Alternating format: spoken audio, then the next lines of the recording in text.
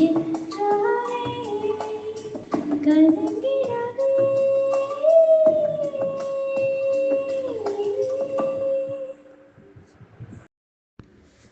கர்த்தருக்கு பிரியமான பிள்ளைகளே, இந்த நாளில் கூட லெந்து கால தியானமாக கர்த்தர் நம்மோடு பேசுகிற வேத வசனம் அப்போஸ்தலர் 11ஆம் அதிகாரம் 42ஆம் வசனத்தில் ஒரு பகுதி.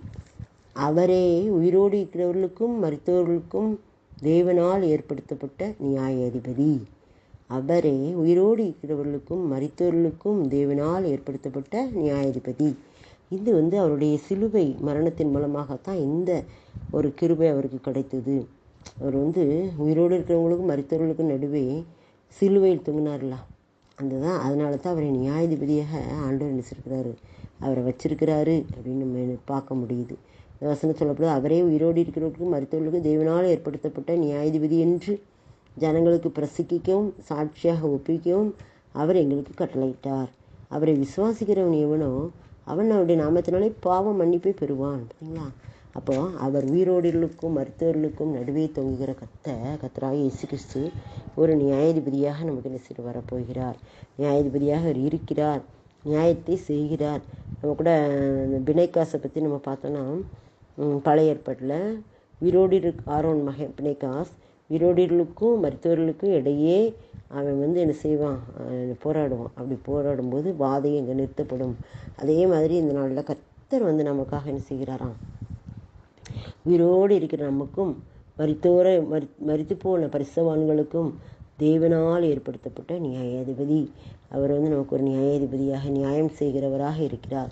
அந்த உலகத்தில் இருந்த நாட்களில் கூட நசரேயனாகிய இயேசுவை தேவன் பரிசுத்த ஆவியினாலும் வல்லமையினால் அபிஷேகம் பண்ணினார். தேவன் அவருடனே கூட இருந்தபடினால் அவர் நன்மை செய்கிறவராயும் பிசாசின் வல்லமையில் ஆகப்பட்ட யாவரையும் குணமாக்குறவராயும் சுற்றித்திருந்தார். அவர் நன்மை செய்கிறவராக இருந்தார், பிசாசின் பிடியிலாகப்பட்டவரை குணமாக்குறவராக இருந்தார். தம்முடைய வல்லமையினாலும் அபிஷேகம் பண்ணினார். அவரை ஆவியினாலும் பரிசுத்த ஆவியினாலும் வல்லமையினாலும் அபிஷேகம் பண்ணார். தேவன் அவரோடு கூட இருந்ததுனால தான் அவரால் அற்புதம் செய்ய முடிஞ்சது. இப்போ நம்மோடு கூட தேவன் இருந்தால் நாமும் அற்புதம் செய்ய முடியும். தேவனை நம்மோடு கூட இருக்க நாம் அழைத்து கொள்ள வேண்டும். அவரே உயிரோடு இருக்கிறவர்களுக்கும் மரித்தவர்களுக்கும் இடையே நியாயாதிபதியாக தேவனால் அனுப்பப்பட்டாராம். தேவனால் அனுப்பப்பட்டவர் அவர். நமக்கும் பிதாவுக்கும் இடையில நடுவராக அவர் தொங்கிக் கொண்டிருக்கிறார். நம்முடைய பாவங்களை மன்னிக்க, நம்முடைய அக்கிரமங்களை நீக்க, நம்மளை விடுதலை பண்ண அவர் நியாயாதிபதியாக நடுவே சிலுவையில், பூமிக்கும் வானத்துக்கும் நடுவே சிலுவையில் தொங்கிக் கொண்டிருக்கிறார். நாம் அவரை என்னுடைய சிலுவை மரணத்தை விசுவாசிக்கணும். அடுத்த வசனம், அவரை விசுவாசிக்கிறவன் எவனோ அவன் அவருடைய நாமத்தினாலே பாவ மன்னிப்பை பெறுவான். அவரை விசுவாசிக்கிறவங்களுக்கு இந்த பாவ மன்னிப்பு உண்டு. அதை நாம் நடந்து கொள்ள வேண்டும். அப்போ அவர் நமக்காகத்தான் இத்தனை பாடுகளை பட்டார், நமக்காகத்தான் சிலுவையில் தொங்கிக்கிட்டு இருக்காரு. வானத்துக்கும் பூமிக்கு நடுவாக நமக்காகத்தான் தொங்கிக்கிட்டு இருக்காரு, நமக்காகத்தான் பிதாவின் இடத்துல பரிந்து பேசிக்கிட்டு இருக்காரு அப்படின்னு சொல்லி யாரெல்லாம் விசுவாசிக்கிறாங்களோ அவங்க எல்லாரும் பாவ மன்னிப்பை பெறுவார்கள் என்று சொல்லி இந்த வசனம் நமக்கு வெளிப்படுத்துகிறது. தேவனுடைய குமாரனாகிய இயேசு கிறிஸ்துவின் சிலுவை மரணத்தின் மூலமாக நமக்கு இந்த பெரிய சிலாக்கியத்தை கர்த்தர் கொடுத்திருக்கிறார். நம்ம யாரெல்லாம் விசுவாசிக்கிறோமோ அவங்க எல்லாருக்கும் பாவ மன்னிப்பு உண்டு. அதை நாம் விசுவாச அறிக்கை பண்ணி பெற்றுக்கொள்ளுவோம். இந்த நாட்களில் கர்த்தர் தாமே இந்த வசனத்தின் மூலமாக நம்மோடு பேசியிருக்கிறார்.